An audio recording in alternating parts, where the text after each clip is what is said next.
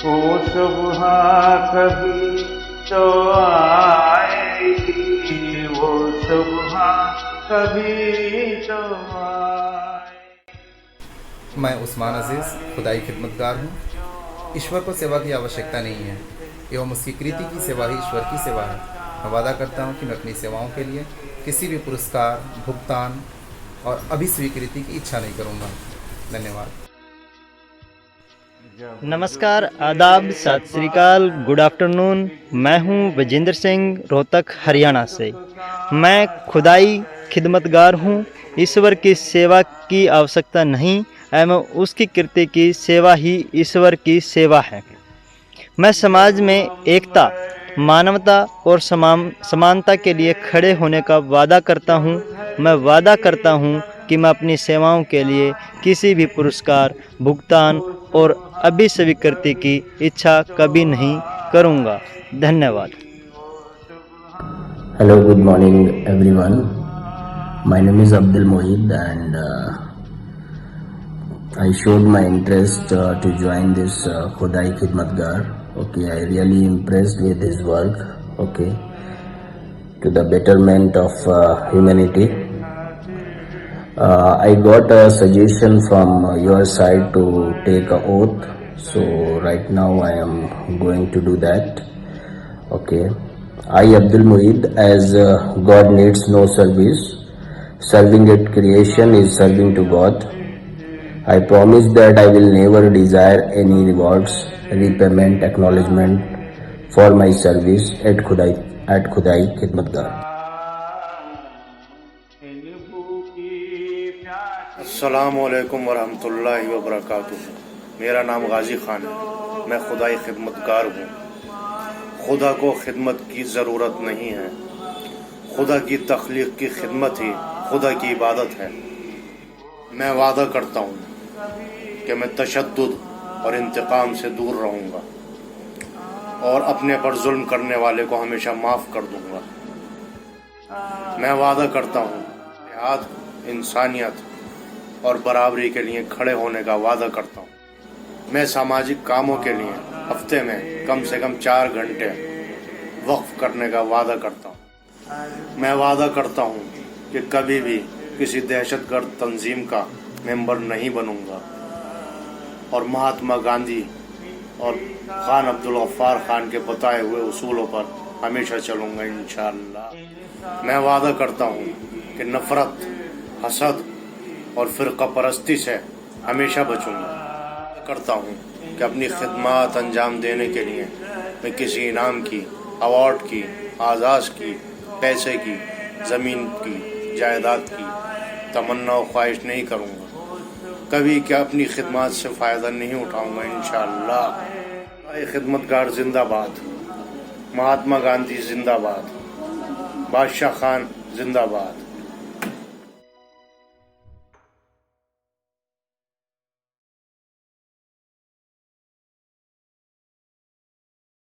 দিল্লি থেকে Kolkata cycle rally করে প্রায় 1 মাস খোদাই খিদমতগার ঈশ্বরের সেবক বাহিনী হিংসামুক্ত ভারত গড়বার জন্য, লিঞ্চিং ফ্রি ইন্ডিয়া গড়বার জন্য তারা কলকাতায় এসেছেন।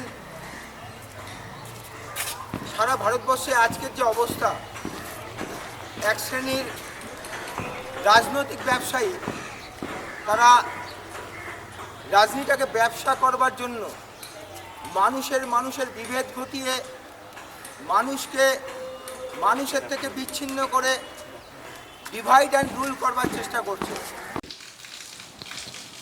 Man proposes, man dispossess. बहुत दिन पहले ही भगवान ने, खुदा ने छोड़ दिया था हम लोगों को। मतलब बहुत साल हो गए, बहुत हज़ार साल हो गए, बहुत करोड़ों साल हो गए। हमने तुम्हें ये पृथ्वी दिया है, आप इंजॉय करो, अब इसका भला करो। पहला शॉट में आपने देखा 4 आदमी ओथ ले रहे हैं। तो जब कोई इलेक्शन ओवर होता था और मिनिस्टर्स लोग ओथ लेते थे, तो 72 साल से ये कारवा चल रहा है जिसको डेमोक्रेसी बोलते हैं कि आप अगर इलेक्शन में जीत गए हैं तो आपको ओथ लेना पड़ेगा, ओथ लेकर देश को सर्व करना पड़ेगा। तो आप ये सोचिए 72 साल में जितने भी मिनिस्टर बने होंगे, प्राइम मिनिस्टर बने होंगे, जिन लोगों ने ओथ लिया कि हम देश को सर्व करेंगे, कॉन्स्टिट्यूशन को सेव करेंगे, उसी देश में आज 47 से लेकर अगर 2020 तक पकड़ें, करीबन 1 करोड़ से 1.5 करोड़ आदमी भिखारी बन रहा है हमारे देश में। ये ऑफिशियल फिगर मोदी जी ने तो अनाउंस ही कर दिया, जो 80 करोड़ आदमी को 5 केजी गेहूं और 1 केजी चना देंगे। आप लोगों ने और एक देखा प्रेस कॉन्फ्रेंस जो कलकत्ता के मानिकतला में हो रहा है, तरुण बनर्जी बोल रहे हैं कि ये लोग 1 महीना साइकिल चलाकर दिल्ली से कलकत्ता आए, और भी दूर से भी आए थे कुछ लोग। तो ये सोचिए कि देश का आदमी, अगर देश के मिनिस्टर्स लोग ओथ लेकर भी नहीं सकते हैं, तो Khudai Khidmatgar, Bharat Bhavna, hawkers union, Bhavna Mook, CPDR, APDR, Lions Club, Rotary Club, human right organisation, India में जितने सारे ऑर्गेनाइजेशन हैं, शायद लाखों में होंगे, शायद करोड़ों में होंगे। तो हम लोग जॉइंटली क्या कर सकते हैं? आप अपने इंस्टीट्यूशन के नाम में ओथ लिए। अब ये क्वेश्चन आता है, ये जब ओथ टेकिंग चल रहा है वो तो अभी का है, और ये जो प्रेस कॉन्फ्रेंस है वो है नवंबर 2019 का। उसके बीच में एक दंगा हो गया है। खुदाई खिदमतगार तब से लेकर आज तक वो काम करे ही जा रहा है, आदमी को सपोर्ट करे ही जा रहा है, और हमारे जैसे ही आदमी लोग फाइनेंशियल सपोर्ट देकर इस सिस्टम को करा के रखे हैं। हमने अभी तक कुछ नहीं दिया। ये इसलिए बोलना चाहते हैं कि आप लेबर भी तो दे सकते हैं, आप इनके लिए प्रोग्राम भी तो रेगुलर कर सकते हैं। तो I appeal to every social organisation working in India at the moment to send help. अगर आप खुदाई खिदमतगार को नहीं भी देना चाहते हो, तो आपके लोकेलिटी में हिंदू, मुस्लिम, सिख, ईसाई, पारसी, मद्रासी काफ़ी सारे लोग होंगे जिसका अभी भी कोई यूनिटी सेंटर ही नहीं बना है। तो महीने में एक दिन या तो आपके घर या तो आपके क्लब में बात कर लीजिएगा। काफ़ी टाइम है देश को बिगाड़ने के लिए। 72 साल तो था और भी सामने 72 साल है। अगर आपको लगता है जो आपको तो कुछ करना है नहीं, सिर्फ कमेंट करना है फेसबुक में, वही काफ़ी है, ट्विटर में जाकर कुछ गाली देना है, वो भी काफ़ी है, बट आपका लड़के का भविष्य, आपकी लड़की का भविष्य, इससे तो कुछ सुधरने वाला है नहीं। तो people have to take action. और ये एक्शन एक ही चीज़ है कि गांधी जी ने बोला था, अगर कोई तुम्हारे गाल में एक थप्पड़ मारता है तो और एक गाल आगे बढ़ा दो। उससे तो 72 साल में कुछ हुआ नहीं, उसके पहले भी नहीं हुआ। India has become a country of दंगा। कल अमेरिका का एक न्यूज़ आया कि इंडिया को डाउनग्रेड कर दिया गया है। इतना नमस्ते ट्रम्प, वैसा ट्रम्प, ऐसा ट्रम्प करने के बाद भी अजान शुरू हुआ, मैंने 4 बजा है सुबह का, 4:15 होगा, 4:16 हुआ है। तो what is happening in India is we mismanaged. हमारे जो मिनिस्टर्स थे वो लोग मिसमैनेज कर गए। उनको ये समझ ही में नहीं आया ये इंडिया है क्या। हम गांधी जी के पास थे, तो एक गाल में थप्पड़ मारने से अगर आप और एक गाल आगे कर दीजिएगा तो यही इंडिया का हाल होगा। तो इससे अच्छा गांधी जी का बात भी सुने, बट थोड़ा सा चेंज कर दे। जो हाथ आपके तरफ बढ़ा है उस हाथी को रोक दीजिए ना, उसका जान लेने का तो ज़रूरत नहीं है। अब ये हाथ रोकिएगा कैसे? अगर हर जगह, हर पिन कोड में उधर के जो 1 लाख आदमी होंगे कि पिन कोड में अगर हम पकड़ लेते हैं, महीने में कुछ कंट्रीब्यूशन देते हैं, पुराना खबर कागज़ देते हैं, खाता बुक्स देते हैं, बड़े लोग मॉनिटरी हेल्प करते हैं, तो हम लोग को एक सिस्टम बनाना पड़ेगा जो सिस्टम क्रिमिनल नहीं बनाता हो। सोचिए आपके देश में 500-600 रुपया के लिए आदमी को चोरी करना पड़ता है। वो 600 रुपये का चोरी करके जेल में जाके अंडर ट्रायल बन जाता है। इस अंडर ट्रायल का केस सोचिए 6 महीना चलता है, तो पर डे उसके फूड के पीछे 100 से 150 रुपये का बजट है। अब बजट तो गवर्नमेंट का है, उसको अच्छी तरह खाना मिलता है कि नहीं, दैट इज़ इररिलेवेंट, क्योंकि इधर भी कुछ कमीशन का चक्कर होगा। जैसे कि मिड डे मील में है, मिड डे मील पैंडेमिक शुरू होने के टाइम से बंद है, तो वो बच्चे लोग क्या खाना बंद कर दिए हैं? बंद तो नहीं किए हैं, बट गवर्नमेंट को कहाँ से परवाह होगा गवर्नमेंट इतने बड़े देश को कहाँ से मैनेज कर पाएगा। इसलिए हमारे देश के prime minister in the time of pandemic 4 घंटे में अनाउंस कर देते हैं जो 130 करोड़ का देश को बंद कर दिया, अब लो जो करना है करो। तो उससे होता क्या है, दिहाड़ी मजदूर लोग पैदल घर चले आते हैं, वो लोग अपना चाश का काम ख़त्म करते हैं और फिर से शहर की तरफ आने लगते हैं जब ये और लॉकडाउन खुल रहा होगा। बट अभी तक ट्रेन नहीं चला। ट्रेन क्यों बंद है, गॉड नोज। बस के कारण भी तो कोरोना वायरस बढ़ सकता है। अब तो बहुत लोग, डॉक्टर लोग भी बोल रहे हैं कि शायद 90% केस तो कोरोना का भी नहीं है और कुछ है। सो जो भी कुछ है, गवर्नमेंट अंडर ओथ, उनको लग रहा है हम लोग को ये काम under pressure, under monetary pressure, IMF से शायद इतना लोन लिया होगा कि WHO जो बोल रहा है वही सुनना पड़ेगा। तो हमारे देश का ये दुर्भाग्य है।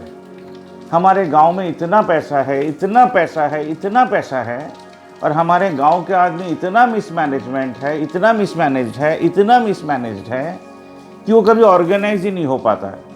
वो किस लिए ऑर्गेनाइज नहीं होता है? क्योंकि वो कांग्रेस है, या तो वो BJP है, या तो वो RJD है, या तो वो दलित है, या तो वो ब्राह्मण है। ये जो डिवीज़न हम लोगों ने बनाया था सालों पहले, हजारों साल पहले, अभी भी वो चल रहा है।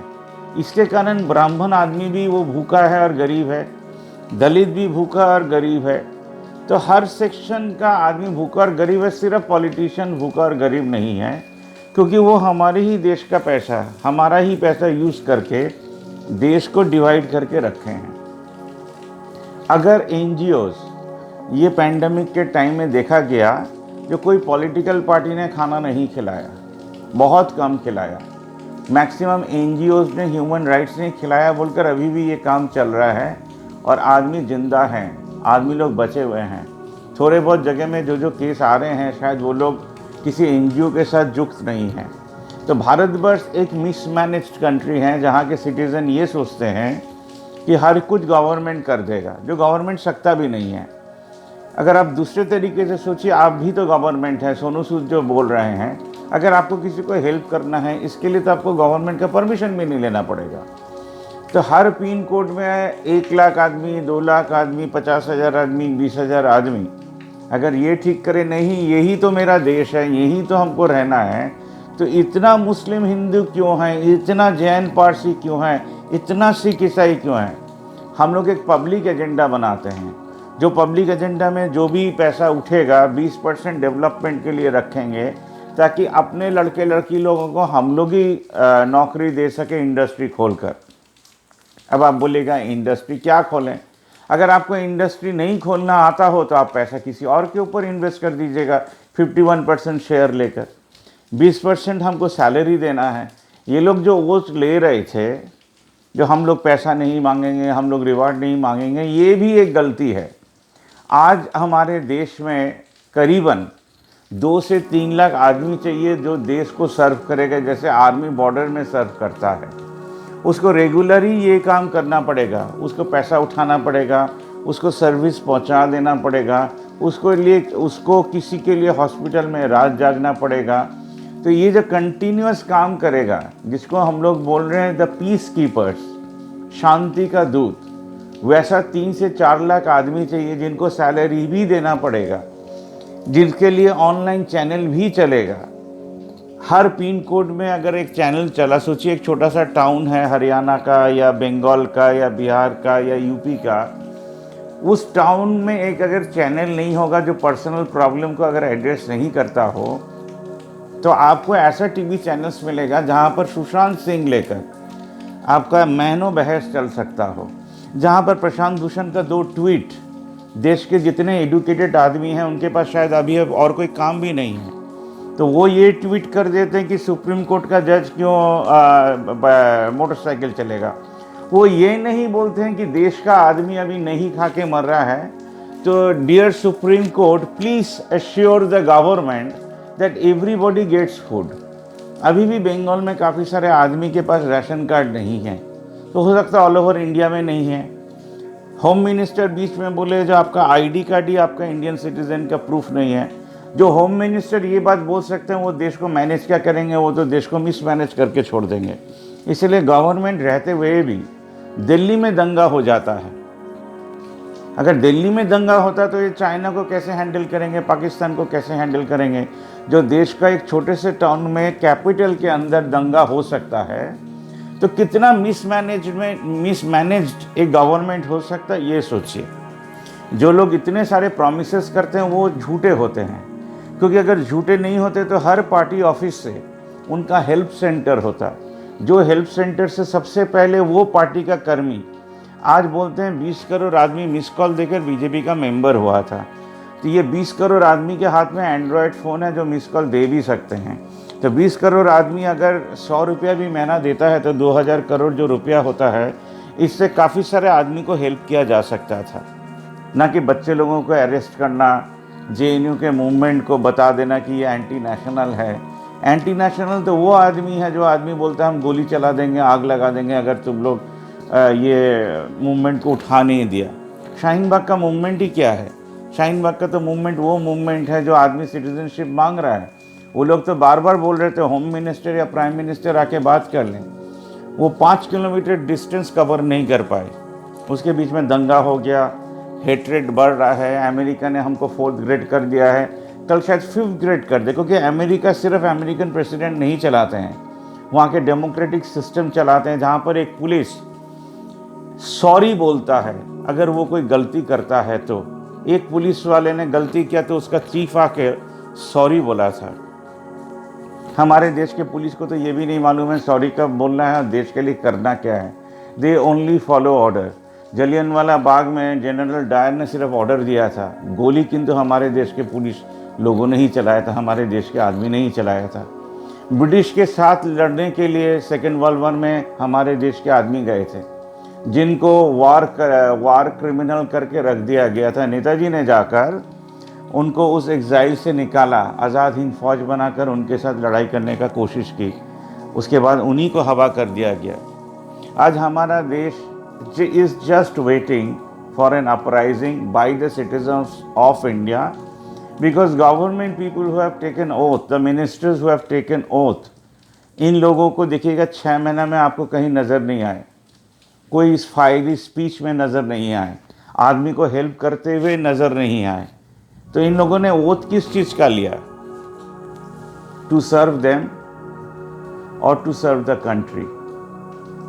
आई appeal to every citizen of India, आप लोग वीडियो भेजते रहिए, आप लोग सब्सक्राइब करते रहिए, इस चैनल को आपका चैनल सोचकर सबसे बड़ा चैनल बनाइए।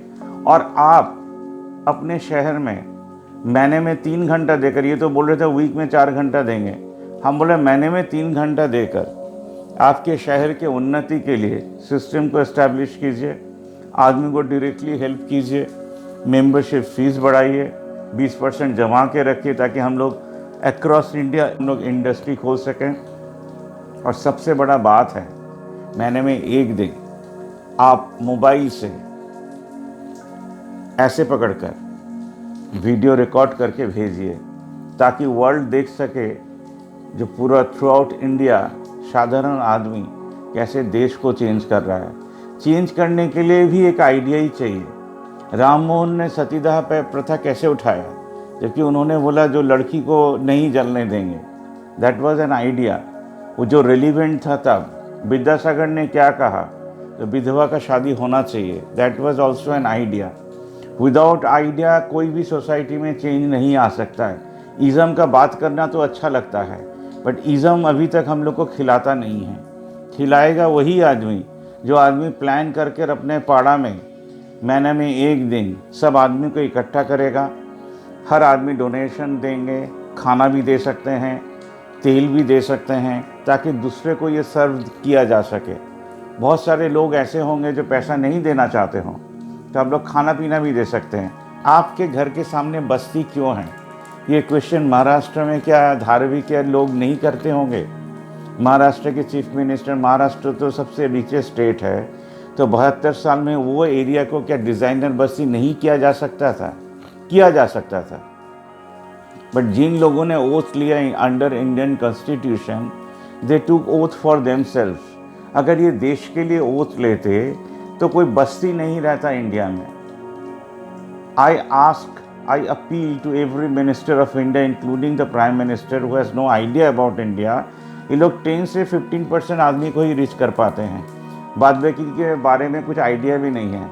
इनका पार्टी ऑफिस में मच्छी मैंने वो क्या बोलता है मच्छर और मऊमाछी लोग घूमते रहते हैं। पार्टी ऑफिस लोग को एक्टिव कीजिए, पार्टी मेंबर्स लोग को डोनेशन देने बोलिए, उनको एक्चुअल जनरल आईडी कार्ड दीजिए। वो जो बीजेपी के मेंबर हैं, वो जो कांग्रेस के मेंबर हैं, वो सीपीएम के मेंबर हैं, कहाँ से हम लोग को मालूम पड़ेगा?